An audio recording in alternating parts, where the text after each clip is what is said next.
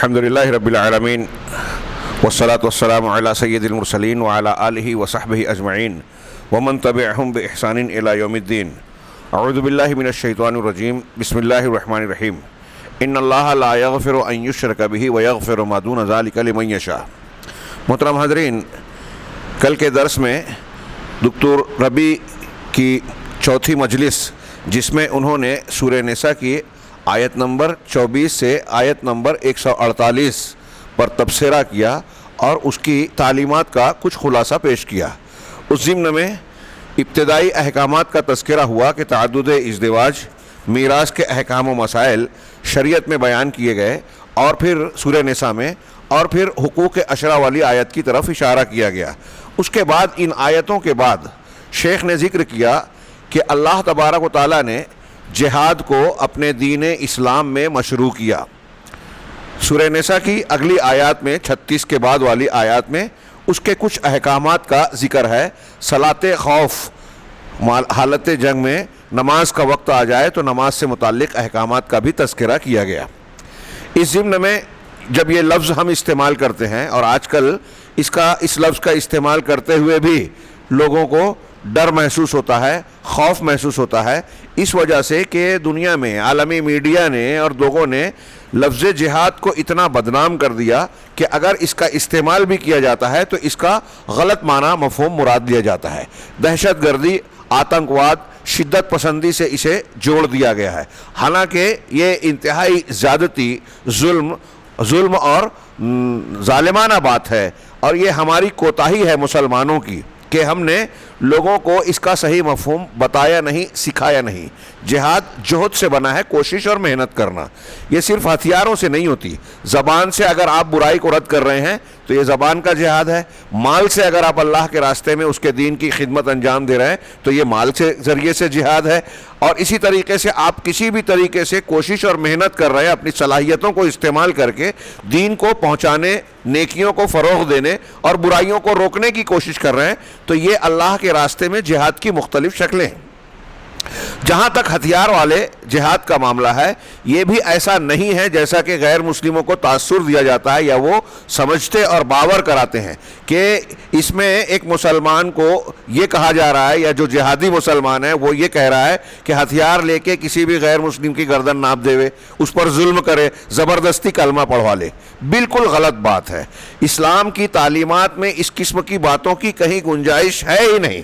اسلام تو وہ دین ہے کہ کتے، بلی اور جانوروں کے ساتھ بھی ظلم کرنے کو ناپسند کرتا ہے، چونٹی کو بھی ناحق مارنے سے منع کرتا ہے، کسی جانور کو، کسی جاندار کو جلانے سے منع کرتا ہے. ایک عورت ایک کتے کی وجہ سے، ایک بلی کی وجہ سے جہنم میں چلی گئی، اس کو باندھ دیا، نہ اس کو کھانا پینا دیا اور نہ اس کو کھانے پینے کے لیے چھوڑا. یہ حدیث ہمارے ہاں بیان کی جاتی ہے. اور ابھی ہم نے کل کے درس میں پڑھا کہ اسی سورہ نساء میں اللہ تبارک و تعالیٰ نے اللہ کے حقوق، پھر اس کے کا حق بیان کیا، شرک نہ کیا جائے، توحید اختیار کی جائے، پھر والدین کا، رشتہ داروں کا، اور اس کے بعد پڑوسیوں کا اور قرابت داروں کا. اس کی تفصیل میں آپ جائیں گے تو آپ کو معلوم ہوگا کہ یہاں رشتہ دار، پڑوسی اگر غیر مسلم بھی ہے تو اس کے ساتھ بھی حسن سلوک کی تعلیم دی گئی ہے اسلام میں. غیر مسلم کے ساتھ ظلم و زیادتی کرنے کی بات نہیں ہے. ہاں، یہاں جہاد کے معنی میں یہ ہے کہ برائی سے روکا جائے. اگر کوئی طاقت، اب دنیا میں ہم دیکھتے ہیں کہ ایک ملک پر دوسرا کوئی شخص زیادتی کرتا ہے تو ملک کی طاقت فوج ہوتی ہے، پولیس ہوتی ہے، اس ظالمانہ قوت کو توڑتی ہے، اس کو گرفتار کرتی ہے، اس پر قانون کا شکنجہ کستی ہے. تو جیسے یہ ایک نظام ہے، ایسے اسلام میں یہ ایک تعلیم ہے کہ اگر کوئی ظالمانہ قوت ہو، کوئی ظلم و زیادتی کر رہا ہے لوگوں پر، یا اسلام اور شریعت کے خلاف کوئی زیادتی کر رہا ہے، تو اس ظلم کی طاقت کو توڑا جائے. کوئی سچائی کے راستے میں رکاوٹ بن رہی ہے، کوئی طاقت قوت، دعوت و تبلیغ کا کام کیا جا رہا ہے لیکن اس کو روکنے کی کوشش کر رہی ہے زور زبردستی کے ساتھ، تو اس کی طاقت کو توڑا جائے گا.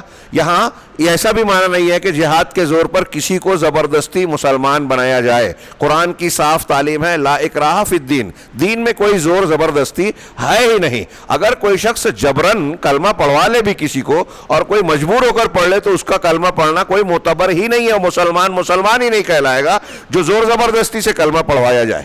لہٰذا یہ انتہائی غلط بات ہے۔ پھر جہاد کا مفہوم ہم اگر اسلامی تعلیمات کی بنیاد کی روشنی میں دیکھیں، شیخ نے بیان کیا کہ اللہ تبارک و تعالیٰ نے جہاد کو مشروع کیا، ہاں، اور کیوں؟ اس لیے کہ بنیادی طور سے دیکھیں، اللہ نے انسانوں کو اپنی عبادت اور توحید کے لیے پیدا کیا۔ قرآن کی آیت ہے، ہم کو یاد ہے، وَمَا خَلَقْتُ الْجِنَّ وَالْإِنسَ إِلَّا لِيَعْبُدُونَ، کہ میں نے جن و انس کو محض اس لیے پیدا کیا کہ وہ میری ہی عبادت کریں، کسی اور کی نہ کریں، توحید پر قائم رہیں۔ اس آیت کی تفسیر کئی طریقے سے کی ہے، جس میں سے ایک تفسیر شیخ نے کہا کہ یہ بھی معنی اس میں شامل ہے کہ میں نے انسان و جن کو اس لیے پیدا کیا کہ میری عبادت کریں، یعنی میں ان کو حکم دوں اور ان کو منع کروں۔ یعنی اللہ کی عبادت کے معنی میں یہ شامل ہے کہ اللہ کسی کام کو کہے کہ یہ کرو تو ہم اس کو بجا لائیں، کسی کام سے کہے منع کرے کہ یہ مت کرو تو ہم اس سے رک جائیں۔ یہ عبادت کے معنی میں شامل ہے، اور کہہ رہے ہیں کہ اوامر و نواہی، جن حکموں کو دیا گیا، جن چیزوں سے منع کیا گیا، وہ اس مقصد کو، اس کو پورا کرنا اس مقصد میں شامل ہے، انسان اور جن کے پیدا کرنے کے مقصد میں شامل ہے، اور اللہ کی عبادت کا حصہ ہے۔ شیخ نے یہ تمہید بیان کر کے کہا کہ اب ایک آدمی، کوئی جرم پسند آدمی ہے، ایک مجرم آدمی ہے، وہ سرکشی پر آمادہ ہے، اللہ کی بات، اللہ کی مخالفت کر رہا ہے، شریعت کی مخالفت کر رہا ہے، رسولوں اور کتابوں کی مخالفت کر رہا ہے، جس مقصد سے لیے انسانوں کو پیدا کیا گیا ہے اس کی مخالفت کرتا ہے، خود بھی نہیں مان رہا ہے اور مخالفت کر کے لوگوں کے لیے بھی دقتیں، رکاوٹیں پیدا کر رہا ہے، تو ایسے شخص کے لیے زندہ رہنے کا کوئی حق نہیں ہے۔ ہاں، ایسے شخص کو طاقت سے سیدھا کیا جائے گا۔ ہاں، اب دیکھیے یہ جو بات کہی جا رہی ہے، دنیا میں کوئی ملک میں اگر آپ رہتے ہیں، ملک کے قانون کی آپ بغاوت کریں کہ میں اس قانون کو نہیں مانتا، یہاں کے وزیر اعظم کو یا بادشاہ کو، بادشاہ کا دور تھا، نہیں مانتا، تو دنیا کی کوئی حکومت ایسے باغی کو نہیں چھوڑتی ہے۔ دیش دروہی ہمارے یہاں کہا جاتا ہے، فوراً پکڑ کر گرفتار کیا جاتا ہے، سخت سے سخت سزا دی جاتی ہے۔ شیخ یہاں کہہ رہے ہیں کہ اللہ کے دشمن، ان کے پاس دیکھیے کہ قوانین ہیں۔ آج ہم دیکھ رہے ہیں دنیا کا کوئی ملک ایسا نہیں ہے جہاں قانون نہیں ہے، اور ان قوانین میں ہم دیکھتے ہیں کہ ظلم و زیادتی ہے، ہر حقدار کو حق نہیں دیا جاتا، اور اس کا ایک ثبوت، ابھی ہم اس پہ لمبی چوڑی بات کریں، یہ دیکھ سکتے ہیں کہ ایک چیز ایک ملک میں درست ہے، وہی چیز دوسرے ملک میں گناہ ہے۔ انسانی اعتبار سے، دانشوروں کے عقل و خیال کے اعتبار سے آج ہم دیکھ رہے ہیں بہت سی چیزیں۔ آج دیکھیے کہ ہم جنسی، ہمارے ملک میں ابھی کورٹ میں ایک بینچ اس پر فیصلہ کرنے والی ہے کہ لڑکا لڑکے کے ساتھ، لڑکی لڑکی کے ساتھ میاں بیوی کی طرح گھر بسا سکتے ہیں کیا؟ ہاں، یہ ہم جنس پرستی، شادی کر کے گھر بسانا، جبکہ اس سے یہ غیر فطری بات ہے، عقل و فطرت اس کے خلاف ہے۔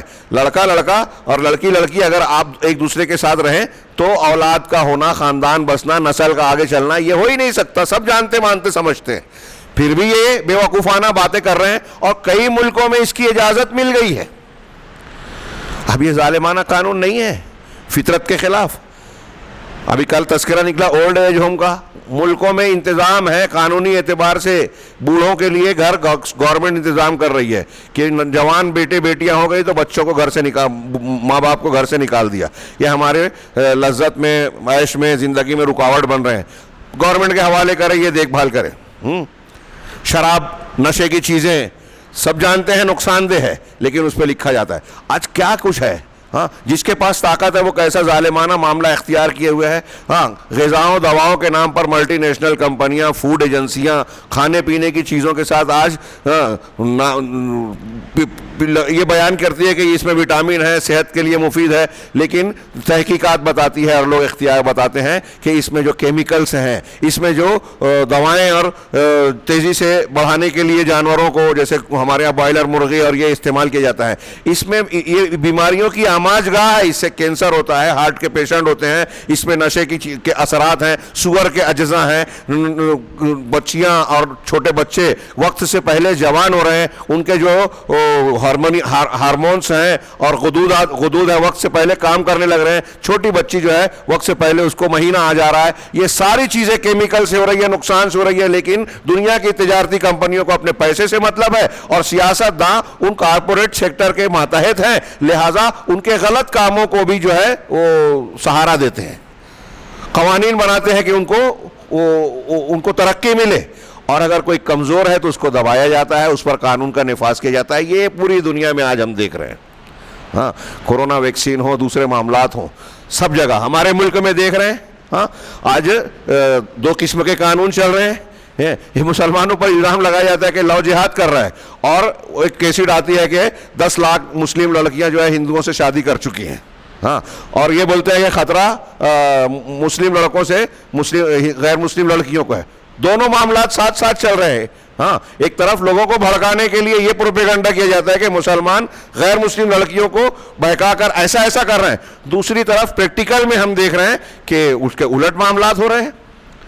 اور ایک طرف قانونی کارروائی ہوتی ہے, ایک طرف خاموشی اور سناٹا چھایا ہوا ہے.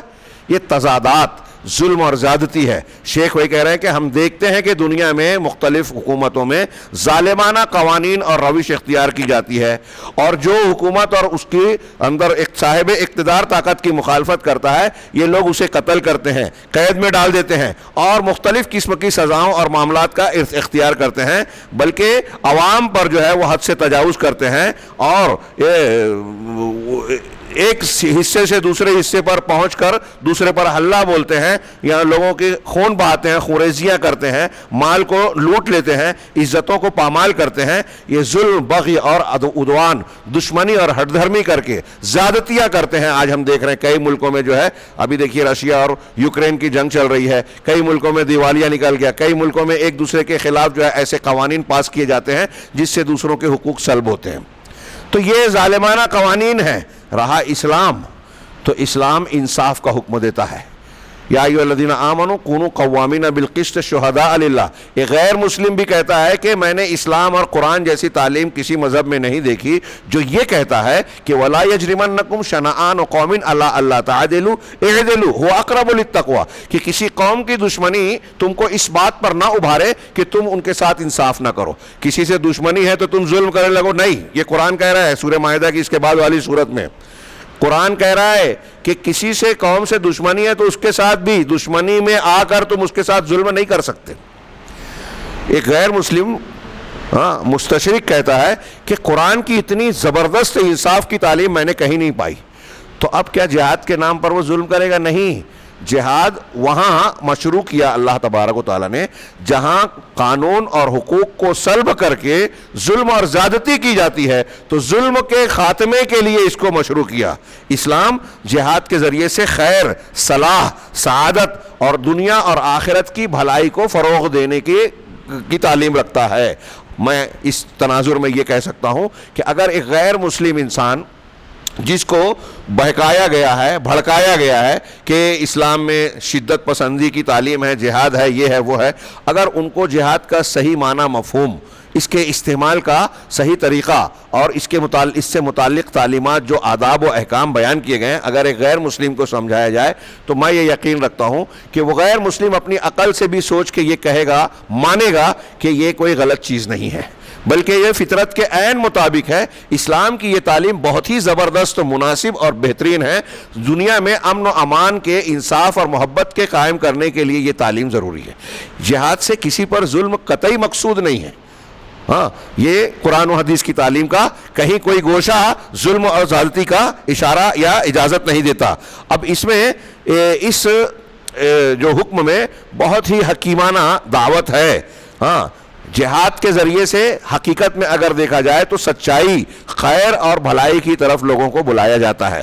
اس میں حکیمانہ دعوت ہے, لوگوں کو اسلام کی طرف دعوت دی جائے حکمت کے ساتھ. اللہ تبارک و تعالیٰ نے ہم کو اور آپ کو, سب کو, مسلمانوں کو یہ حکم دیا ہے کہ دنیا کے لوگوں تک اسلام کا پیغام پہنچائیں, انہیں اسلام کی طرف دعوت دیں.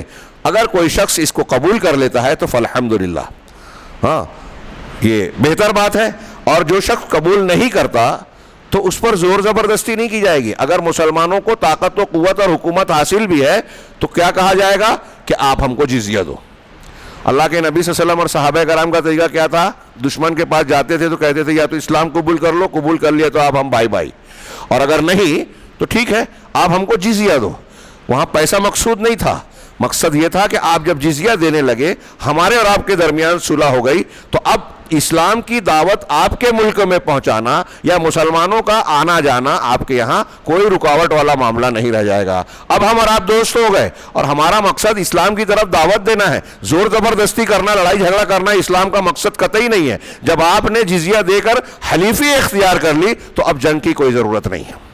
تو وہی شیخ نے کہا کہ اگر نہیں قبول کرتے تو جزیہ کا معاملہ کیا جائے گا۔ ہاں، اس وقت اب جزیہ بھی دینے پہ تیار نہیں ہے، اسلام بھی قبول نہیں کر رہے ہیں اور اسلام کی مخالفت پر آمادہ ہیں، تب پھر جو ہے جنگ کا معاملہ ہو سکتا ہے، کیا جا سکتا ہے۔ اس کے بھی احکامات، آداب اور تفصیلات ہیں۔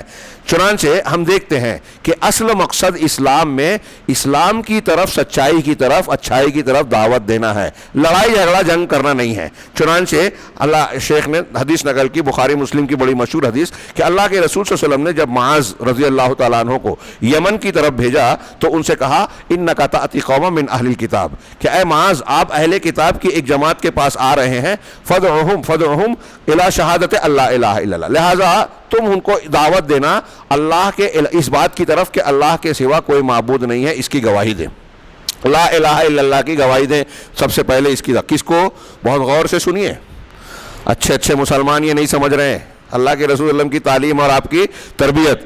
ایک صحابی کو بھیج رہے ہیں، کہا کون سے صحابی؟ جاہل آدمی کو نہیں، لوگوں کو دعوت دینے کے لیے جاہلوں کو نہیں بھیج رہے ہیں اللہ کے رسول، علماء کو بھیج رہے ہیں، ہمارے یہاں جاہل تبلیغ کر رہے ہیں۔ تو پہلے عالم کو بھیجا، اور کیا پہلے تعلیم دی؟ کن کو؟ اہل کتاب کے پاس۔ اہل کتاب کون ہے؟ جن کے پاس توریت ہے، انجیل ہے، یہود و نصارہ، مطلب آسمانی کتاب اور نبی کی کتاب کی تعلیمات کا حصہ ان کے پاس موجود ہے، لیکن ان کو پہلی تعلیم کیا دے رہے ہیں؟ کیا دینے کے لیے کہا اللہ کے رسول صلی اللہ علیہ وسلم نے؟ کہ سب سے پہلے اس بات کی گواہی دیں کہ اللہ کے سوا کوئی معبود ہے، یعنی لا الہ الا اللہ کی، یعنی توحید کی۔ ہاں، فَإِنْهُمْ أَطَاعُوكَ، اور یہ کہ میں اللہ کا رسول ہوں، اللہ کے سوا کوئی معبود برحق نہیں اور میں اللہ کا رسول ہوں، پہلے یہ مانے۔ فَإِنْهُمْ أَطَاعُوا لِذَلِكَ، اگر وہ یہ بات مان لیں، یہ بخاری مسلم کی حدیث کے الفاظ ہیں، اللہ کے رسول صلی اللہ علیہ وسلم فرما رہے ہیں کہ اگر وہ یہ بات مان لیں، یعنی لا الہ الا اللہ محمد رسول اللہ جب مان لیں گے تو فَأَعْلِمْهُمْ، تب ان کو یہ بتانا، یہ علم دینا، کیا؟ ان اللہ افترض علیہم 5 صلوات فی کل یوم ولیلہ، کہ اللہ نے ہر رات اور دن میں، یعنی 24 گھنٹے کے دورانیے میں 5 وقت کی نماز فرض کی ہے۔ یعنی جب لا الہ الا اللہ محمد رسول اللہ مانیں گے تب نماز بتانا۔ ابھی یہ نہیں مانا ہے تو نماز کی باری نہیں آئے گی۔ غور کیجئے، ہمارے یہاں لوگ نماز پہ زور دیتے ہیں، شرک کر رہے ہیں، لا الہ الا اللہ بگڑا ہوا ہے، اس کو سمجھتے بھی نہیں، سمجھاتے بھی نہیں، 20 سال دین کا کام کر رہے ہیں، دین میں لگے ہوئے ہیں، لا الہ الا اللہ کا مطلب نہیں معلوم، شرک کس کو کہتے ہیں پتہ نہیں ہے، اس لیے عبادت بھی کر رہے ہیں، شرک بھی کر رہے ہیں، اللہ کے رسول صلی اللہ علیہ وسلم کا وسیلہ لگا کے دعا بھی مانگ رہے ہیں۔ ہاں، ان کے امام حنیفہ رحمہ اللہ، امام شافعی، امام سارے ائمہ، سارے اہل سنت کہتے ہیں کہ یہ حرام ہے، شرکیہ بات ہے۔ ہاں، لیکن یہاں فضائل اور محنت کر رہے ہیں، صحیح عقیدہ پتہ ہی نہیں ہے، یہ اللہ کے رسول صلی اللہ علیہ وسلم کی تعلیم کو لپیٹ کر پیچھے رکھ دیا۔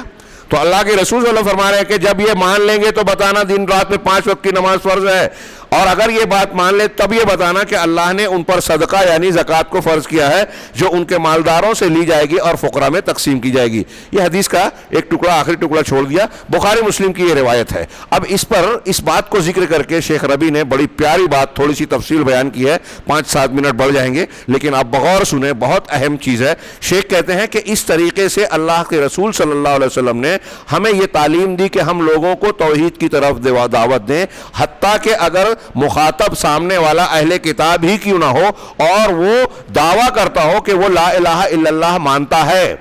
حضرت عیسیٰ علیہ السلام کے ماننے والے، حضرت موسیٰ علیہ السلام کے ماننے والے لا الہ الا اللہ جانتے تھے، مانتے تھے، تو اگرچہ وہ دعویٰ کر رہے ہیں لا الہ الا اللہ کے ماننے کا، لیکن اگر ان کا لا الہ الا اللہ ٹھیک نہیں ہے تو پہلے ان کو لا الہ الا اللہ کی تعلیم دی جائے گی۔ ہاں، اور وہ دعویٰ کر رہے ہیں کہ ہم لا الہ الا اللہ مانتے ہیں، وہ دعویٰ کر رہے ہیں کہ ہم نبیوں کو مانتے ہیں، ایمان رکھتے ہیں، وہ دعویٰ کر رہے ہیں کہ ہم جنت اور جہنم کو مانتے ہیں، اس کے باوجود وہ لا الہ الا اللہ کی تفسیر سے ہٹ گئے، منحرف ہو گئے۔ بہت پیاری اور اہم بات بتائی شیخ ربی نے، محمد بن ربی نے۔ کاش رمضان المبارک میں ہم اپنے مسلمانوں کو صرف یہی ایک سبق سکھا دیں تو بہت بڑی بات ہے۔ کامیاب ہو جائے. آج مسلمان کہلانے والے بہت سے لوگوں کو اس تعلیم کی ضرورت ہے جو یہود و نصارہ کو ضرورت تھی. شیخ وہی کہہ رہے ہیں کہ وہ نصارہ وہ اہل کتاب یہ کہہ رہے ہیں کہ ہم لا الہ الا اللہ کو مانتے ہیں, وہ کہہ رہے ہیں کہ ہم حضرت عیسیٰ موسیٰ علیہ السلام کو مانتے ہیں, نبیوں کو مانتے ہیں, جنت جہنم مانتے ہیں, لیکن ان کا لا الہ الا اللہ بگڑا ہوا تھا. تو اللہ کے رسول نے اس تعلیم کی طرف ان کو بلانے کی دعوت دی, تعلیم دی. اس کا وفی معنیٰ وصرف العبادت لغیر اللہ, لا الہ الا اللہ کے معنی اور مطلب کو انہوں نے بگاڑ دیا اور اللہ کے حق کو, اللہ کی عبادت دوسروں کے لیے بھی کرنے لگے. جیسا کہ اللہ تعالیٰ نے نصارہ کے بارے میں خود قرآن میں کہا, ان کی بہت ساری گمراہیوں کے ساتھ ساتھ یہ کہا کہ وہ یہ کہتے ہیں کہ حضرت عیسیٰ علیہ السلام تین میں کے تیسرے ہیں. ان المسیح ثالث ثلاثہ لقد کفر الذین قالوا ان اللہ ثالث ثلاثہ. اللہ نے کہا کہ جو لوگ یہ کہتے ہیں کہ اللہ تین کا تیسرا ہے, انہوں نے کفر کیا. یہ عیسائی تھے, اہل کتاب تھے, حضرت عیسیٰ کو ماننے والے تھے. تو کہا کہ جو لوگ کہتے ہیں اللہ تین کا تیسرا ہے, اسی طرح وہ کہتے تھے کہ عیسیٰ ہی اللہ ہے. اسی طرح انہوں نے, اللہ نے بتایا کہ عیسائی لوگوں نے اپنے علماء اور رہبان کو, اپنے پیروں کو, مشائخ کو, بزرگوں کو اور مولویوں کو, ان کے دور کے جو علماء پادری تھے, ان کو اللہ کو چھوڑ کے رب بنا لیا. رسول اللہ صلی اللہ علیہ وسلم نے بتایا کیسے, کہ ان کی اطاعت کرنے لگے. اب یہ جو تین چار چیزیں مثال دی ہے, آج مسلمانوں میں دیکھیے کتنے مسلمان ہیں جو کہتے ہیں کہ پیر صاحب مردوں کو زندہ کر دیتے ہیں, وہ چاہیں تو جنت دے دیں, ان کا ہاتھ پکڑ لو, ان کے سلسلے پہ بیعت کر لو تو وہ ہم کو کھینچ کے جنت میں لے کے چلے جائیں گے, چاہے جیسے گناہ کر لو معاف کروا دیں گے, اللہ سے لڑ جھگڑ لیں گے, نعوذ باللہ نعوذ باللہ. ان کے ہاتھ میں یہ پاور ہے, ان کے ہاتھ میں یہ طاقت اور شکتی ہے, وہ اولاد دے سکتے ہیں, وہ یہ کر سکتے ہیں, وہ اللہ کا نور ہے.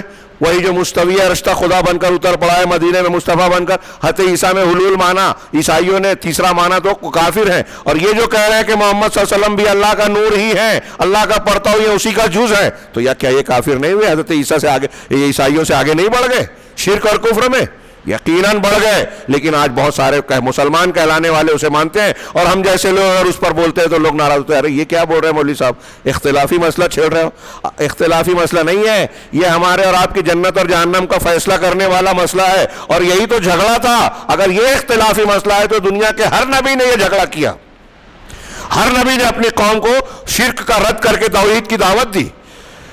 تو یہ تو اختلاف کرنا ہی پڑے گا اگر آپ کو جنت چاہیے, سیدھے راستے پہ چلنا ہے. تو انبیاء کا طریقہ یہی ہے. آج ہمارے یہاں دیکھیے وہ لوگ علماء کی تقلید کر کے گروہ بڑھ گئے. آج ہمارے مسلمان امام کی, بزرگوں کی, پیر صاحب کی فلاں اور فلاں کی تقلید کر رہے ہیں, اندھے بہرے ہو کر. قرآن آ گیا, حدیث آ گئی, ہم نہیں مانتے, ہم تو فلاں بزرگ کو مانتے ہیں, انہی کی مانیں گے. یہ یہود و نصارہ والا طریقہ ہمارے یہاں ہے کہ نہیں ہے؟ تو اللہ اور رسول کی بات ماننی ہے, اللہ اور رسول کی بات کے نام پر بزرگوں کی, پیر کی, امام کی بات مان رہے ہیں. اب یہ بات ہم کہیں تو لوگوں کو برا لگتا ہے, لیکن یہی گمراہی حضرت عیسیٰ علیہ السلام کے ماننے والوں میں تھی, جس کا رد کیا, جس کو اللہ تعالیٰ نے قرآن میں شرک کہا کہ یہ مشرک ہیں. اپنے علماء اور رہبان کو اللہ کو چھوڑ کے رب بنا لیا. اللہ تعالیٰ حرام قرار دیتا ہے, اس کا حق ہے, لیکن یہ کہتے ہیں کہ ہمارے مولوی, ہمارے امام کہیں گے یہ حلال تو حلال مانیں گے, یہ حرام حرام مانیں گے. جو ان کی شریعت وہی مان رہے. آپ بتائیں کہ بھائی یہ نماز کا طریقہ, یہ سنت یہ ہے, اللہ کے رسول کی کہا نہیں, ہم تو اپنے امام کی مانیں گے. آج کتنے مسلمان یہ کہہ رہے ہیں.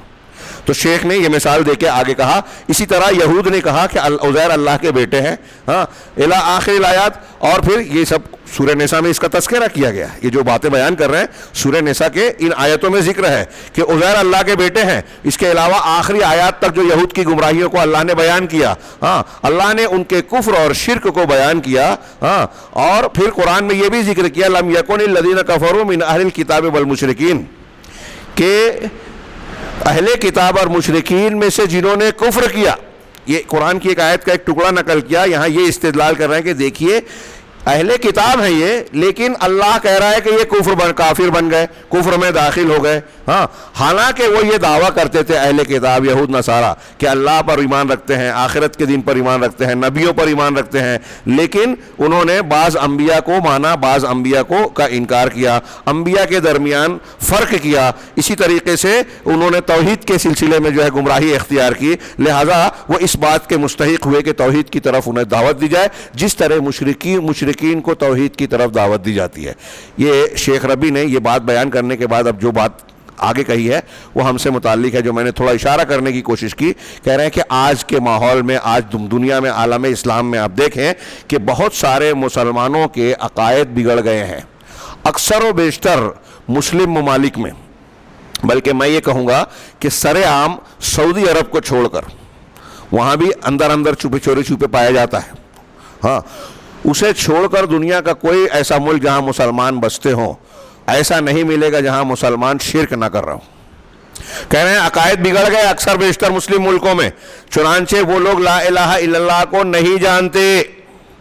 ہمارے یہاں اکثریت لا الہ الا اللہ، پوچھئے لا الہ الا اللہ کے شرائط کیا ہیں، کن شرطوں پر یہ قبول ہوتا ہے، اس کے 2 رکن معنی کیا ہے، اس کے تقاضے کیا ہیں، تو ایسے لوگ جو بہت دیندار کہلاتے ہیں ان میں سے شاید کچھ لوگ مل پائے جو اس کا جواب دے پائیں.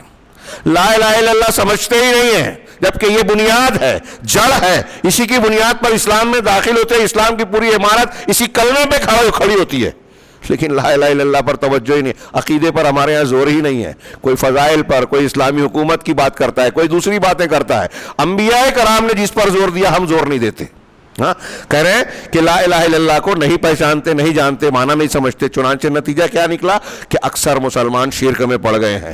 غیر اللہ سے کوئی دعا کر رہا ہے، کوئی غیر اللہ سے استغاثہ کر رہا ہے، کوئی غیر اللہ کے اندر اللہ کی خصوصیات مانتا ہے، اللہ کے علاوہ دوسروں کو عالم الغیب کہہ رہے ہیں، محیی الموتیٰ کہہ رہے ہیں، اور نہ جانے کیسے کیسے شرک. چھوٹے چھوٹے شرک اصغر کی تو بے شمار شکلیں ہمارے سماج میں مل جائے گا. دوسروں کی قسم کھانا، تعویذ گنڈا باندھنا لٹکانا، یہ شرک ہے. ہاں، قرآن حدیث صاف صاف اس کو شرک اور ناجائز کہتی ہے. ہمارے یہاں مولوی لوگ اس کا بزنس کر رہے ہیں. رقیے کے نام پہ پھونک جھاڑ جادو ٹونا، جس کو قرآن نے کفر کہا جادو کو، وہ جادو بھی مسلمانوں میں پایا جاتا ہے. تو کہہ رہے ہیں کہ اس طرح کی بہت ساری شرکیات آج مسلمانوں میں پائی جاتی ہے. لا الہ الا اللہ کو ہی نہیں سمجھا. چنانچہ ہم پر بھی پہلا فرض اور واجب یہ ہے کہ ہم لا الہ الا اللہ کے معنی کو لوگوں تک پہنچائیں، اللہ کی کتاب اور رسول اللہ صلی اللہ علیہ وسلم کی سنت سے تعلیم لیتے ہوئے، اور اللہ کے نبی صلی اللہ علیہ وسلم اور تمام انبیاء کی سیرت کو اختیار کرتے ہوئے. ان کا طریقہ یہی تھا کہ لوگوں کو سب سے پہلے عقیدہ سکھاتے تھے، توحید سکھاتے تھے. اگر توحید نہیں ہے تو نماز قبول نہیں ہوگی، ایک سجدہ آپ کا قبول نہیں ہوگا اگر شرک ہے. اللہ تعالیٰ نے قرآن میں کہا نبی کو خطاب کر کے، اگر آپ بھی شرک کریں گے تو آپ کے سارے عمل برباد. رونگٹے کھڑے کر دینے والا یہ کلمہ ہے کہ ہم نے آپ کی طرف وَلَقَدْ أُوحِيَ إِلَيْكَ، آپ کی طرف وحی کی، اور آپ سے پہلے نبیوں کی طرف بھی وحی کی. لَإِنْ أَشْرَكْتَ لَيَحْبَطَنَّ عَمَلُكَ، اگر آپ نے بھی شرک کیا تو آپ کے سارے عمل برباد. یہ ایک آیت ایسی ہے کہ ہلا دینا چاہیے مسلمانوں کو، لیکن لوگ سن کے ایک کان سے سن کے دوسرے کان سے اڑا دیتے ہیں. کتنی حیرت کی بات ہے. ہاں، آج کتنے لوگ شرک کر رہے ہیں. اب شرک کرنے کے بعد آپ رات کوئی دن تہجد نہ چھوڑیں، کوئی فضیلت کا کام نہ چھوڑیں، اللہ کہہ رہا ہے قبول ہی نہیں ہوگا. تو کیا فائدہ، کیونکہ آپ کے عمل میں، آپ کے عقیدے میں شرک ہے. تو شیخ کہہ رہے ہیں کہ ہمیں انبیاء سابقین اور نبی صلی اللہ علیہ وسلم کے طریقے پر چلتے ہوئے لوگوں کو توحید بتانا چاہیے. چاہے لوگ اپنے آپ کو مسلمان کہہ رہے ہیں، اگر ان کے ہاں شرک ہے تو پہلے توحید بتانا چاہیے. اب آج شیخ نے مثال دی کہ آپ ارد گرد میں دیکھیے، رافضیوں کو دیکھو، روافض کو، شیعوں کو، یہ اہل بیت کو کے اندر الوہیت مانتے ہیں. ہاں، حضرت علی کو دیکھو مولا کائنات، حضرت علی کا دیا کھاتا ہوں، حسین کا دیا کھاتا ہوں، اور اس قسم کی خرافاتی بات. یعنی اہل بیت کے اندر وہ خصوصیات مانتے ہیں کہ یہ اہل بیت جو ہے عالم الغیب ہے، غیب جانتے ہیں، ان کے اندر تصرفات کی طاقت ہے، یہ ایسے ہے، یہ ایسے ہیں. تو اہل بیت میں کو الہ بناتے ہیں، اور ان پر ایسی صفات کو لازم، ان کے اندر ایسی صفات اور خصوصیات کو ان کی طرف منسوب کرتے ہیں جس کے لائق اللہ کے سوا کوئی نہیں ہے. چنانچہ وہ اہل بیت کے افراد کو انبیاء کے درجے سے بھی اونچا بناتے ہیں. شیعوں کے نزدیک 12 امام انبیاء سے بھی اونچا درجہ رکھتے ہیں. ان کی دلیلیں، ان کی تفصیلات کا یہاں بیان کرنے کا موقع نہیں ہے، ضرورت بھی نہیں ہے. چنانچہ انہوں نے لا الہ الا اللہ کا معنی بدل دیا. ہاں، فہؤلاء، اب یہ لوگ جو ایسی ہی گمراہی میں مبتلا ہیں، یہ ایک مثال دی، اور بھی ان کی گمراہیاں ہیں. ان کو توحید کی طرف بلایا جائے گا. جب روافض میں شرک ہے، اہل بیت کو وہ اللہ سے برابر مانتے ہیں، انبیاء سے اونچا بناتے ہیں، غلط راہ اختیار کیے ہیں، تو ہمارا فرض ہے کہ ان کو اس غلو، اس کفر اور عناد سے نکال کر توحید کی طرف دعوت دی جائے.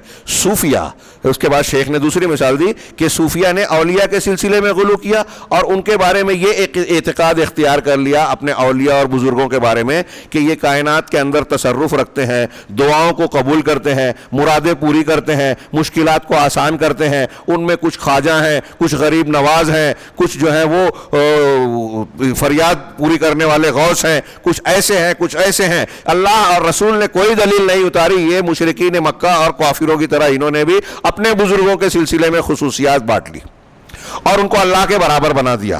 ہمارے یہاں صوفیہ وحدت الوجود کے قائل، کفر اور شرک کے، یہ تصوف بہت عام ہے۔ آج جگہ جگہ گھر گھر میں مردوں کے ساتھ ساتھ خواتین بھی بیعت کر رہی ہیں، ہمارے شہر میں بھی۔ ہاں، تصوف کی حقیقت لوگ ناواقف ہیں اس سے۔ ہاں، یہ اجمیوں کا غیر، آپ تصوف کی تاریخ پڑھیے تو آپ پتہ چلے گا کہ اسلام کے خلاف تحریک چلانے کے لیے، اس کو جڑ سے اکھاڑنے کے لیے مسلمانوں کے اندر گھس کے کام کرنے کے نام پر یہ تصوف وجود میں آیا ہے۔ اسلام دشمنی میں تصوف اور باطنیت وجود میں آئی ہے، اور آج ہمارے ہاں مسلمانوں میں یہ فکرہ عام چل رہا ہے۔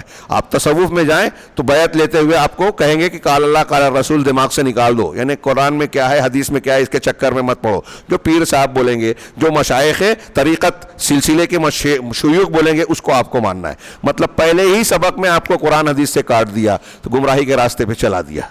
ہاں، اس سے بڑھ کر گمراہی کیا ہوگی؟ اور لوگ اس کو اچھا سمجھ رہے ہیں کہ وہ نیک ہے، نیکی کی تعلیم دیتے ہیں، یہ کرتے ہیں۔ ہندوانہ چیزیں، وحدت الوجود جو ہے وہ یونانی فلسفے اور ہندوانہ عقیدے کا ملغوبہ ہے، اسلام میں اس کا کوئی مقام نہیں ہے۔ کبھی موقع رہا تو اہل تصوف کی گمراہیاں آپ سنیں گے تو حیرت زدہ رہ جائیں گے۔ انبیاء کو غلط کہتے ہیں، فرعون اور ابلیس کی تعریف کرتے ہیں۔ آگے بڑھتے ہیں کہ تصوف میں جب یہ کھاری گمراہیاں ہیں تو وَلَوْ كَانَ بَيْنَهُ وَبَيْنَ هَذَا الْمَيِّتِ آلَافُ، اب یہ پکارتے ہیں مردوں کو، تعلیم دیتے ہیں کہ آپ بزرگوں کو پراؤ، چاہے یہ مرنے والے اور آپ کے درمیان ہزاروں کلومیٹر کا فاصلہ ہے۔ بغداد میں شیخ عبد القادر جیلانی مدفون ہے اور اس سے لمبے سفر پر کوئی فاصلے پر ہے، اس کو پکار رہے ہیں اور یہ عقیدہ رکھتے ہیں کہ وہ آپ کی دعا کو، آپ کی آواز کو سنتے ہیں۔ ہاں، یہ قرآن اللہ کی کتاب کی تعلیم کے بالکل خلاف ہے۔ ہاں، یہ جس میں یہ کہا گیا ہے کہ اللہ کے سوا کسی کو پکارا نہ جائے، اور اس بات کا حکم سنایا گیا ہے کہ جو شخص غیر اللہ کو پکارتا ہے وہ شرک کرتا ہے، وہ گمراہی میں مبتلا ہے۔ اللہ تبارک و تعالیٰ نے دو جگہ سورہ نساء میں ارشاد فرمایا، ایک ہی سورہ میں دو جگہ، آیت نمبر 48 میں بھی اور آیت نمبر 116 میں بھی، یہ جو میں نے شروع میں پڑھا تھا، ان اللہ لا یغفر ان یشرک بہ ویغفر ما دون ذلک لمن یشاء۔ ہر مسلمان کو یہ آیت لکھ لینا چاہیے ذہن و دماغ پر کہ اللہ اس کو معاف نہیں کرے گا کہ اس کے ساتھ شرک کیا جائے، اور اس کے علاوہ جسے چاہے گا معاف کر دے گا۔ شرک پر اگر آدمی مر گیا تو کبھی معاف نہیں ہوگا، کبھی جہنم سے نہیں نکلے گا۔ یہی شرک کی قباحت اور اس سے ڈرنے کے لیے انسان کے لیے کافی ہے کہ اس سے ہمیشہ خوف زدہ رہے۔ سیدنا ابراہیم علیہ السلام کس توحید کے کس مقام پہ تھے، لیکن وہ دعا کرتے ہیں، سورہ ابراہیم میں ان کی دعا ہے وَجْنُبْنِي وَبَنِيَّ أَن نَّعْبُدَ الْأَصْنَامَ، کہ پروردگار مجھے اور میرے بیٹوں کو اس بات سے بچا کہ ہم بتوں کی پرستش کریں۔ سوچئے کہ ابراہیم علیہ السلام کیا بتوں کی عبادت کر سکتے تھے؟ تصور ہے ہم اور آپ کریں گے؟ ہم اور آپ اپنے بارے میں بولیں گے کہ ہم نہیں کر سکتے؟ سیدنا ابراہیم کر سکتے تھے، لیکن یہ دعا مانگ رہے ہیں۔ اس سے پتہ چلا کہ ہمیں شرک کے بارے میں بہت زیادہ چوکنا رہنا چاہیے، ہمیشہ اس خوش فہمی میں نہیں کہ ہم تو بہت دور ہیں، ہم تو بچے ہوئے ہیں، بڑی معلومات ہے۔ آج ہمارے یہاں بہت سارے لوگ اس چیزوں کو پڑھنے اور اس سے بھی بیزار نظر آتے ہیں۔ توحید اور شرک کی باتیں جب علماء کرتے کہتے ہیں ارے کیا وہی بار بار باتیں۔ انبیاء کرام بار بار وہی باتیں کرتے تھے، اس کی بہت ضرورت ہے، اس کو دہراتے رہنا چاہیے اس سبق کو۔ چنانچہ ہم شیخ نے آگے کہا کہ ہم دیکھتے ہیں کہ یہ جو گمراہ ہیں، دو کی مثالیں دی شیخ نے۔ ہم یہاں ہمارے یہاں بریلوی ہیں، دیوبندی حضرات ہیں، ہاں بنسبت بریلیوں کے بظاہر شرک سے دور نظر آتے ہیں، لیکن ان کے یہاں عقیدے میں اشعریت ہے، ماتریدیت ہے، صوفیت ہے۔ میں اللہ کے اس گھر میں بہت ہی دردمندی سے کہہ رہا ہوں، کسی کی بغض عناد میں نہیں، کہ بریلویوں کے یہاں تو کھلا کھلا شرک ہے، یہ اولیاء تصوف اور رافضیوں کی طرح کہ غیر اللہ کو وہ صوفیوں میں تصرفات مان رہے ہیں، کائنات کے اندر تصرف مان رہے ہیں، اللہ کی خصوصیات مانتے ہیں، کسی کو مردوں کو زندہ کرنے والا، کسی کو کچھ مانتے ہیں۔ ہمارے دیوبندی حضرات میں بھی جو ان کا دامن بھی شرک سے پاک صاف نہیں ہے، اس ماحول سے انتہائی بری طرح متاثر اور داغدار ہے۔ ہاں، انبیاء کا وسیلہ لگا کے دعا مانگنا، خاص طور سے نبی کریم صلی اللہ علیہ وسلم کا وسیلہ لگا کے دعا مانگنا، یہ عقائد علماء دیوبند میں بھی ہے۔ اور تصوف کے راستے سے ان کے یہاں وحدت الوجودی، آج تبلیغی جماعت اور تبلیغی نصاب جو وہ کتاب پڑھی جاتی ہے فضائل اعمال کے نام پر، بہت کھل کر کہہ رہا ہوں، ہاں کچھ لوگوں کو شاید برا لگے لیکن یہ ایک ضرورت ہے، ایک ذمہ داری میں سمجھتا ہوں، ہاں اور ان کے علماء سے پوچھیے جو میں کہہ رہا ہوں کہ کیا غلط ہے۔ ان میں ایسے ایسے واقعات ہیں جو صراحتاً قرآن اور حدیث کی تعلیمات کے خلاف ہے، جو واضح طور سے اہل تصوف کی گمراہیوں پر مشتمل ہے، اور میں ہی نہیں بہت سے بڑے بڑے کبار علماء نے ان پر تنقیدیں کی، اس لیے بعض چیزوں کو صاف بھی کیا گیا، اس کے باوجود بہت سی چیزیں اس میں موجود ہیں۔ اب کیا فضائل کے نام پر ایسی چیزیں بیان کی جائیں، پڑھی جائیں جس میں بدعقیدگیاں ہوں، جس میں شرک ہو، جس میں قرآن و حدیث کی تعلیم کی کھلی مخالفت ہو، جس میں اللہ کی خصوصیات بندوں میں بیان کی گئی ہو؟ اگر ایسی چیز فضیلت کے نام پر بیان کی جا رہی تو یاد رکھیے یہ سراسر گمراہی ہے، یہ دھوکہ ہے، فریب ہے، اس سے دور رہنا چاہیے، عوام کو دور رکھنا چاہیے۔ تو کہہ رہے ہیں شیخ ان چیزوں کو پڑھ رہے ہیں۔ شیخ نے کہا کہ آج ہم دیکھ رہے ہیں اس طرح کی شرکیات ہمارے گرد و پیش میں ہے، مسلمان کہلانے والے جو ہے اس کو اختیار کیے ہوئے ہیں، کہہ رہے ہیں کہ یہ لا یبادرون بتلاوت الآیات، یہ اللہ کی آیتوں کی تلاوت کی طرف لپکتے نہیں ہیں، اور نہ ہی اس کو جیسا سمجھنا چاہیے سمجھتے ہیں۔ ابھی یہ رمضان المبارک ہے، ہم دیکھیں گے کہ بہت سارے لوگ کہیں گے میں نے اتنی مرتبہ قرآن ختم کر لیا، میں نے جو ہے اتنی مرتبہ تراویح پڑھ لی۔ اب تو بدعتی تراویح بھی چل رہی ہے، لوگ سمجھتے ہیں کہ صرف قرآن پڑھنا ہے تو 3 دن 4 دن 5 دن 10 دن کی تراویح بھی ہو رہی ہے جس میں قرآن پڑھا، جبکہ فضیلت یہ ہے کہ پورے رمضان کا جس نے قیام کیا اس کے گناہ معاف ہوں گے۔ ہاں تو اب یہ چیزیں لوگ شارٹ کٹ جنت کا نکال رہے ہیں، ہاں اور یہ سمجھتے قرآن پڑھ لیا، لیکن قرآن میں کہا کیا گیا ہے؟ اگر آپ پڑھ رہے ہیں قرآن میں کہ اپنے ماں باپ کو اف نہ کہو، اور آپ ابا کو گھر جا کے تھپڑ مار رہے ہو، تو آپ نے قرآن پڑھا ہی نہیں ہے۔ ایسے ہی آپ پڑھ رہے ہو قرآن میں کہ اللہ شرک کو معاف نہیں کرے گا، اور آپ شرک کر رہے ہیں، آپ اولیاء سے کو پکار رہے ہیں، آپ کے عقیدے میں، آپ کے اعمال میں، آپ کی باتوں میں شرک پایا جاتا ہے، تو آپ نے قرآن پڑھا نہیں، قرآن آپ کے گلے سے نیچے اترا نہیں۔ چاہے آپ کہہ رہے ہیں کہ میں نے 10 مرتبہ ختم کر لیا اس رمضان میں، 1 مرتبہ بھی آپ نے نہیں پڑھا قرآن کو۔ تو کہا کہ یہ قرآن کی ان آیتوں کو پڑھتے نہیں ہیں، اور نہ ہی ان آیتوں کو جو توحید کی طرف دعوت دیتے ہیں، شرک سے روکنے والی آیتیں ہیں اس پر توجہ دیتے ہیں، جبکہ قرآن اس سے بھرا پڑا ہے۔ مثال کے طور پہ یہ جو 3 ارشادات نقل کیا، اللہ تعالیٰ کا فرمان ہے وَمَنْ أَضَلُّ مِمَّن يَدْعُو مِن دُونِ اللَّهِ، اس سے بڑھ کر گمراہ کون ہوگا جو اللہ کے علاوہ ایسے کسی اور کو پکارتا ہے۔ یہ سب سے بڑا خطرہ ہے جو لوگوں میں انحراف اختیار کرنے والے جس میں واقع ہوئے ہیں، ان کے غیر اللہ کو پکارتے ہیں، اور غیر اللہ کو پکارتے ہیں اور کہتے کیا ہے، دعویٰ کیا کرتے ہیں کہ یہ توسل ہے، یہ وسیلہ ہے، ہم اللہ کے پاس ان کا وسیلہ لگا رہے ہیں۔ ہاں یہ کہہ رہے ہیں، شیخ نے کہا کہ چیزوں کا نام دوسرا رکھ دیتے ہیں۔ اگر آپ کتے کو بکری بول دیں تو اس کا گوشت جائز ہو جائے گا، آپ کے نام بدل دینے سے جائز ہو جائے گا۔ شراب کو آپ بولیں کہ یہ شربت ہے تو وہ جائز ہو جائے گی۔ ایسے یہ کہہ رہے ہیں کہ یہ شرک ہے لیکن اس کو وسیلے کا نام دے دیا، حالانکہ یہ فریاد طلب کرنا ہے، غیر اللہ سے فریاد مانگنا ہے، غیر اللہ سے دعا کرنا ہے اور غیر اللہ سے مدد مانگنا ہے۔ تو جو شخص اس چیز کا ارتکاب کرے گا وہ کفر میں واقع ہو جائے گا، اللہ کی پناہ۔ اس کے بعد 2-4 آیتیں انہوں نے قرآن کی نقل کی، فرمایا وَمَنْ أَضَلُّ مِمَّن يَدْعُو مِن دُونِ اللَّهِ مَن لَّا يَسْتَجِيبُ لَهُ إِلَىٰ يَوْمِ الْقِيَامَةِ۔ اس شخص سے زیادہ گمراہ کون ہوگا جو ایسے لوگوں کو پکارتا ہے اللہ کے سوا جو قیامت تک اس کی پکار کا جواب نہیں دے گا۔ اور اتنا ہی نہیں بلکہ وہ ان کی پکار سے، دعا سے غافل ہے، وَهُمْ عَنْ دُعَائِهِمْ غَافِلُونَ، جواب کیا دیں گے؟ وہ تمہاری پکار کو سنتے بھی نہیں ہیں۔ کہہ رہے ہیں وَإِذَا حُشِرَ النَّاسُ، اور جب لوگوں کو اکٹھا کیا جائے گا قیامت کے دن، كَانُوا لَهُمْ أَعْدَاءَ، تو یہ ان کے دشمن بن جائیں گے۔ وَكَانُوا بِعِبَادَتِهِمْ كَافِرِينَ، اور وہ جو جن کو پوج رہے ہیں، پکار رہے ہیں نا، وہ قیامت کے دن ان کی عبادت کا انکار کریں گے۔ شیخ نے کہا کہ اللہ تعالیٰ نے دعا کو اس آیت میں عبادت کہا کہ یہ دعا کر رہے ہیں اور قیامت کے دن وہ اس عبادت کا انکار کریں گے۔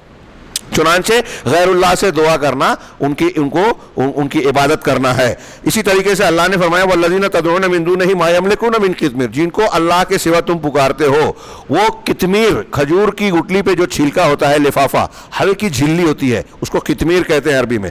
اللہ کہہ رہا ہے کہ جن کو پکارا جاتا ہے وہ دیوی دیوتا ہوں، انبیاء ہوں، اولیاء ہوں، صالحین ہوں، بزرگان ہوں، کوئی بھی ہو، اللہ کہہ رہا ہے کہ وہ کھجور کی گٹلی کے چھلکے کا بھی اختیار نہیں رکھتے، ان کے پاور میں نہیں ہے۔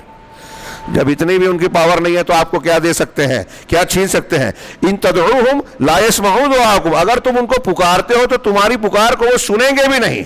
ہاں, چنانچہ قرآن کی ان آیتوں کو یہ جو شرک کرنے والے مسلمان ہیں یہ ان آیتوں کو کیوں نہیں مانتے, کیسے نہیں پڑھتے؟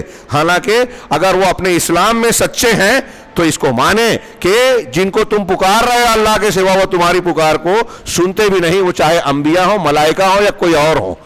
اللہ تعالیٰ کی طرح کوئی سننے کی طاقت نہیں رکھتا, کوئی اور سمیع ہے ہی نہیں. چنانچہ واللہ لو وقفا عند قبرہ صباح مساء, کہہ رہے ہیں کہ اللہ کی قسم اگر ایک شخص کسی قبر پر صبح شام کھڑا ہو, لا یسمع ھذا النبی, تو وہ اس نبی کو اپنی طرف سے کوئی پکار اور آواز نہیں سنا سکتا کسی نبی کی قبر پر بھی کھڑا ہو جائے, اس لیے کہ اللہ تعالیٰ نے یہ بتایا اور وہ ارادہ, اور اللہ نے یہ چاہا کہ وہ اس کے انبیاء کوئی باطل بات کو سن ہی نہ سکیں. چنانچہ اللہ نے انبیاء اور اولیاء کے کانوں کو شرک کرنے والوں کی شرکیہ باتوں کو سننے سے محفوظ رکھا ہے, لہذا وہ اسے سنتے نہیں ہیں. ان تدعوہم لا یسمعوا دعاءکم, وہ اگر تم انہیں پکارو تو تمہاری پکار کو سنیں گی نہیں. ولو سمعوا, اور اگر سن بھی لیں تو تمہاری پکار کا جواب نہیں دے سکتے. فرض کرو اگر وہ سن بھی لیں مستجابوا لکم, تو تمہاری بات کا جواب نہیں دے سکتے. ویوم القیامت یکفرون بشرککم,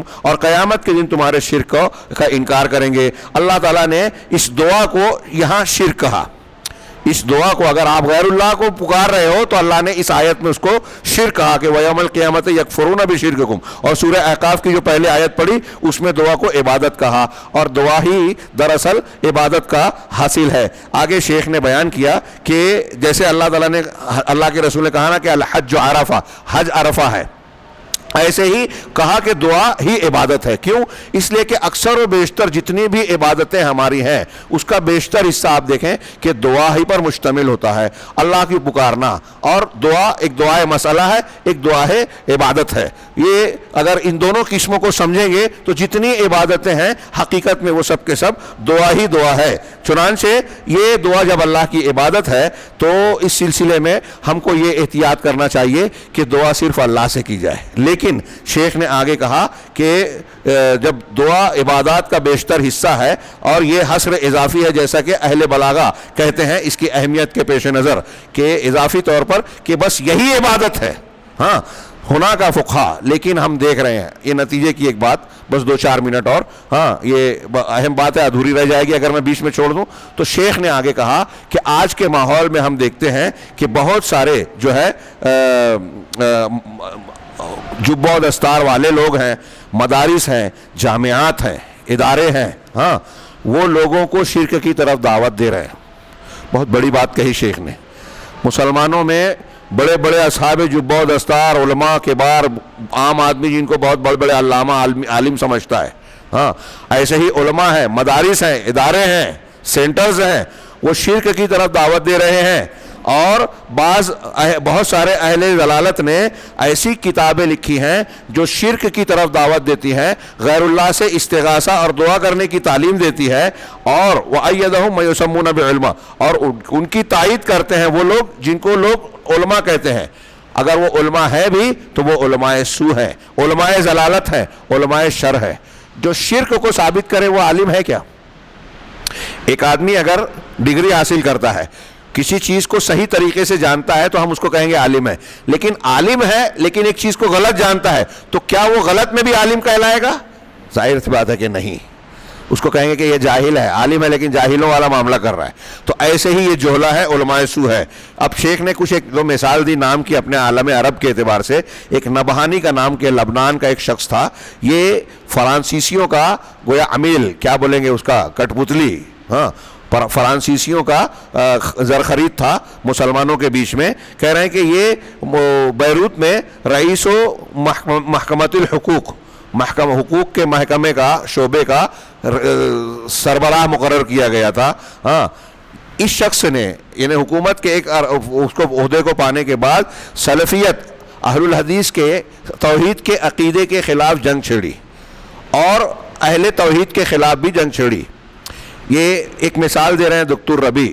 اگر آپ دیکھیں گے افغانستان میں اگر آپ دیکھیں گے دوسرے ابھی افغانستان میں سلفی علماء کا قتل ہو رہا ہے، اور ایسے کئی عالم اسلام کے مقامات پر دیکھیں تو پتہ چلے گا کہ کتاب و سنت کی دعوت و تبلیغ کرنے والوں کے لیے بطور خاص حلقے کو، دائرے کو تنگ کیا جاتا ہے۔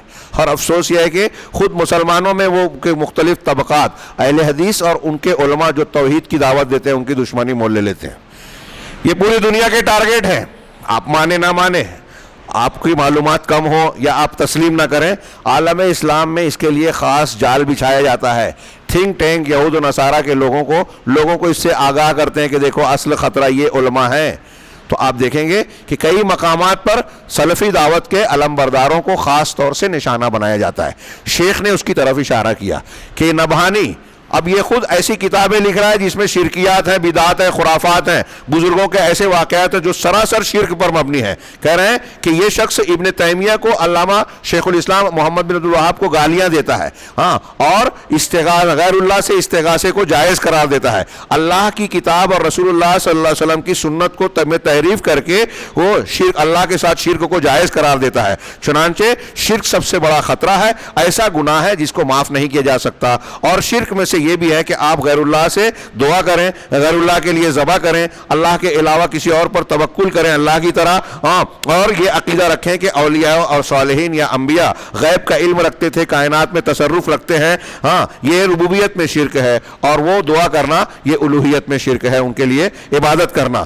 یہ شیخ نے ایک نبہانی کی مثال دی۔ ابھی آج کل ایسی کئی مثالیں سامنے آئی ہے ماضی قریب میں، پاکستان کے کچھ لوگ ہیں، گوہر شاہی اور کیسے دوسرے لوگ، طاہر القادری، ہمارے یہاں کے کچھ اہل تصوف ہیں جن کے بارے میں یہ بات واضح ہو چکی کہ ان کے تعلقات جو ہیں تل ابیب سے، واشنگٹن سے اور غیر اسلامی دنیا سے ہے، چرچ آف انگلینڈ سے ان کو وظیفے ملتے ہیں، ان کو مدد ملتی ہے، اور یہ لوگ ایک طرف ادھر سے تعلق رکھتے ہیں اور اپنے لوگوں میں شرکیہ تعلیمات کو عام کرتے ہیں۔ کہہ رہے ہیں فعلینا، ایسی صورت میں کتنا بڑا خطرہ ہے، ہم کو غور کرنا چاہیے، لہذا ہم پر لازم ہے کہ ہم اللہ کی توحید کو اختیار کریں اور لوگوں کو اس قرآن اور سنت کے ذریعے سے جس گمراہی میں وہ مبتلا ہیں ان سے باہر نکالنے کی کوشش کریں۔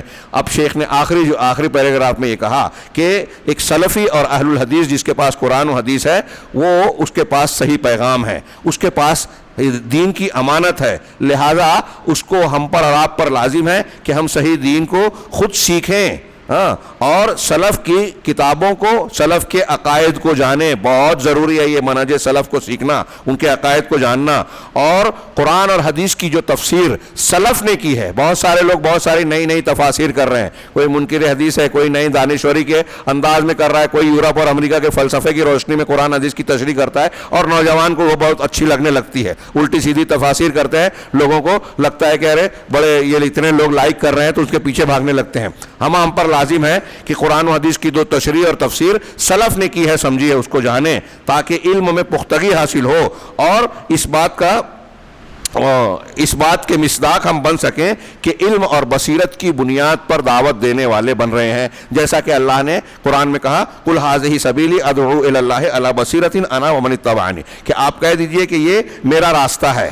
کیا میرا راستہ ہے؟ کہ میں اللہ کی طرف بلاتا ہوں، اللہ کی توحید کی طرف بلاتا ہوں، فلاں مسلک اور فلاں طریقے کی طرف نہیں، اللہ کی طرف بلاتا ہوں۔ علی بصیرت، بصیرت یعنی علم اور دلیل کی بنیاد پر، میں بھی اور میرے متبعین بھی، یعنی نبی کا طریقہ بھی اور متبعین نبی کا طریقہ قیامت تک یہ ہے کہ اللہ کی توحید کی دعوت دے علم اور دلیل کی بنیاد پر۔ تو شیخ کہہ رہے ہیں کہ ہم جب دین سیکھیں گے، سمجھیں گے، پڑھیں گے، تبھی تو ہم یہ کہہ سکتے ہیں کہ دین کی بنیاد پر، دلیل کی بنیاد پر دعوت دے رہے ہیں۔ وَسُبْحَانَ اللَّهِ وَمَا أَنَا مِنَ الْمُشْرِكِينَ، اور اللہ پاک ہے اور میں مشرکین میں سے نہیں ہوں، یعنی میں اور میرے متبعین جو حقیقی طور پر میری اتباع کرنے والے ہیں وہ بصیرت اور دلیل کی بنیاد پر اللہ کی طرف دعوت دیتے ہیں، یعنی علم کی بنیاد پر۔ چنانچہ جو شخص جہالت کے ساتھ دعوت دیتا ہے وہ گمراہی کی طرف دعوت دیتا ہے، بدعتوں کی طرف دعوت دیتا ہے۔ آج ہم دیکھ رہے ہیں عالم اسلام میں بہت سے لوگ قرآن حدیث کا علم نہیں رکھتے اور دعوت کا کام کر رہے ہیں، اور بہت سی تنظیمیں ایسی ہیں جو فضائل اور فلاں بات کر کرتی ہے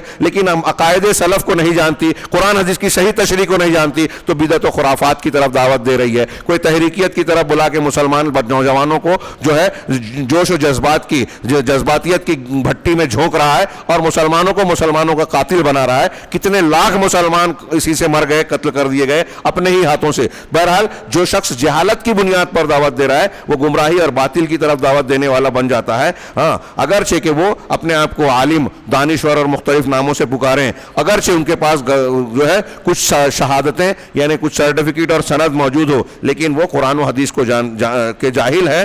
بعض سلف کا کہتے ہیں کہ کوئی عالم جو ہے وہ بدعت ایجاد نہیں کرتا, جس نے بدعت ایجاد کی مطلب وہ جاہل آدمی ہے.